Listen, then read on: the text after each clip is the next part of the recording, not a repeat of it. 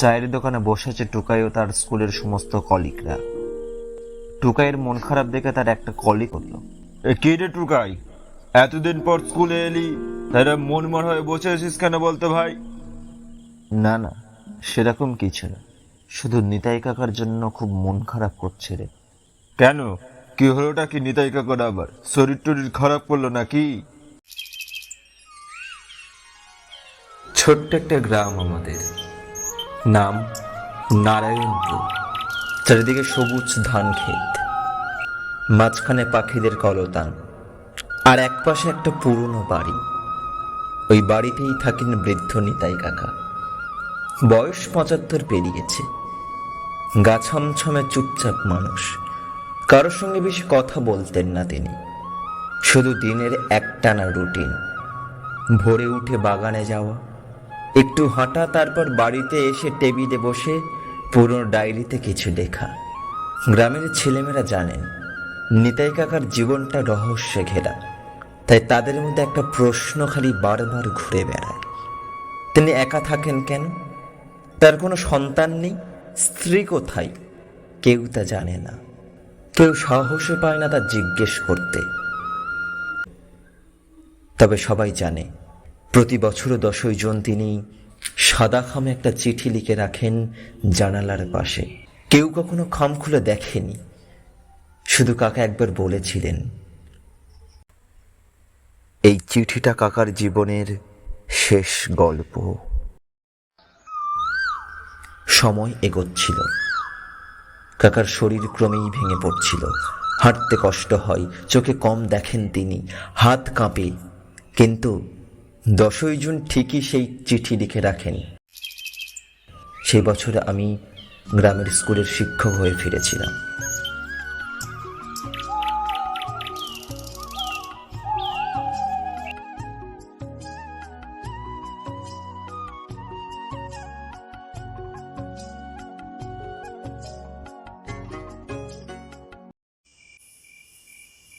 শৈশবে কাকার কাছে কত গল্প শুনতাম আমি।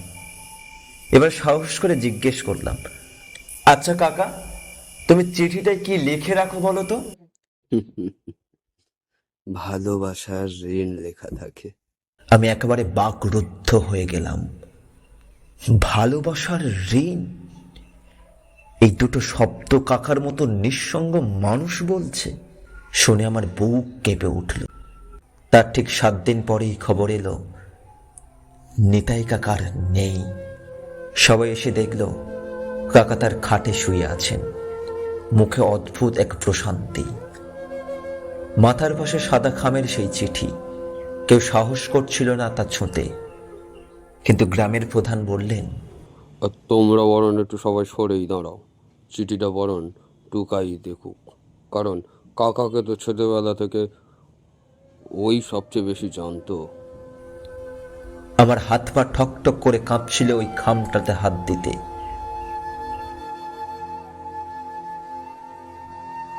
তবু খামটা আমি হাতে নিলাম। খামের ভিতরে একটা চিঠি, হলুদ হয়ে যাওয়া কাগজে লেখা। চিঠির ভাষা ছিল, প্রিয় নীলা, তুমি যখন এই চিঠিটা পড়বে আমি হয়তো আর থাকবো না, হয়তো এই পৃথিবী থেকে তোমার নিতাই হারিয়ে যাবে, কিন্তু তোমার চোখে এক ফোঁটা অশ্রু পড়ুক এটা আমি চাই না। তুমি আমার প্রথম প্রেম, আমার প্রথম কবিতা, আর শেষ নিঃশ্বাস পর্যন্ত আমি তোমাকেই ভালোবেসেছি। আমরা যখন কলেজে পড়তাম তখন তোমার সেই নীল শাড়ি আর মুখের হাসি আমাকে বাঁচিয়ে রাখতো। তোমার বলা প্রতিটা কবিতা আমি আজও মুখস্থ বলে দিতে পারি, কিন্তু ভাগ্য আমাদের এক হতে দেয়নি। তুমি বাবার আদেশে অন্যত্র বিয়ে করেছিলে, আমি কিছুই বলতে পারিনি, কারণ তোমার মুখে আমি কোনো দুঃখ দেখতে চাইনি। তুমি চলে যাওয়ার পর আমি অনেক চেষ্টা করেছি তোমাকে ভুলতে, অন্য কারো সঙ্গে জীবন গড়াতে চেয়েছিলাম, কিন্তু পারিনি। একবার তো ভাবলাম এই জীবন শেষ করে দিই, কিন্তু তোমার মুখের সেই হাসি আমাকে তা করতে দেয়নি, আমাকে আজও বাঁচিয়ে রেখেছে। বছরের পর বছর কেটে গেছে, কোনো তোমার খবর পাইনি, কিন্তু প্রতিটি 10ই জুন তোমার এই জন্মদিনে আমি চিঠি লিখি। কখনো পাঠাইনি, শুধু লিখি আর জানলার পাশে রেখে দিয়ে ভাবি কোনো দিন যেন হাওয়া তোমার কাছে এই চিঠিখানা পৌঁছে দেয়। তুমি যদি জানো তোমাকে সারা জীবন নিঃশব্দে কেউ ভালোবেসে গিয়েছে, তাহলে জেনে রেখো সে কেবল আমি।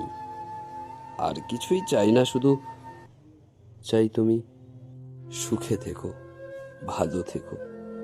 ভালোবাসা দিয়ে তোমার নিতাই। চিঠি পড়ে আমার চোখ ভিজে গেল।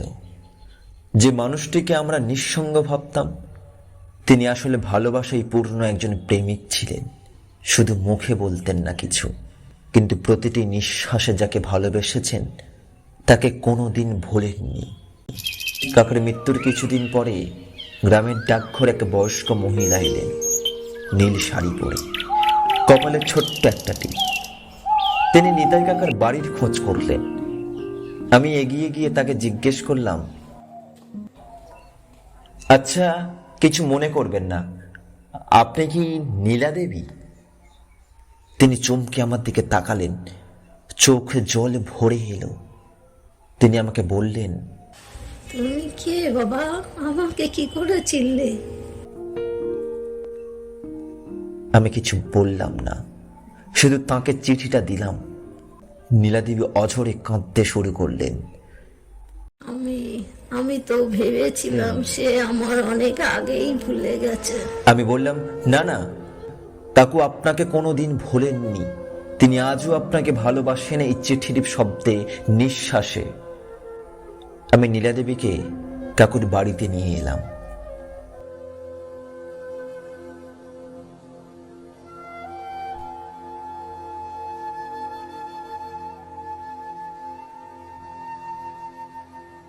নীলাদেবী অনেকক্ষণ কাকুর পুরনো ঘরে বসে থাকলেন।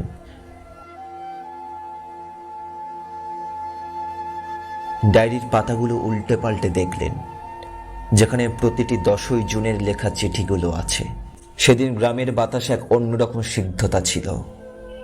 কেউ একজন চিরকাল ভালোবেসে গেছে, কোনো প্রত্যাশা ছাড়া। তার জীবন হয়তো নিঃসঙ্গ ছিল, কিন্তু তার হৃদয় ছিল ভালোবাসার আলোয় ভরা। নিতাই কাকার গল্প শুধু এক ব্যক্তির প্রেমের কাহিনী নয়, এটা এক আত্মত্যাগ, নিঃশব্দে ভালোবাসা আর জীবনের প্রতি এক অসীম শ্রদ্ধার প্রতিচ্ছবি। হ্যাঁ ভাই টুকাই, তুমি যা বলেছ, আমাদের জীবনে অনেক কিছু আসে যায়, কিন্তু কিছু ভালোবাসা থেকে যায় এরকমই, সময়কে অতিক্রম করে, মৃত্যুকে পেরিয়ে। কিছু ভালোবাসার শেষ হয়তো এরকমই হয়।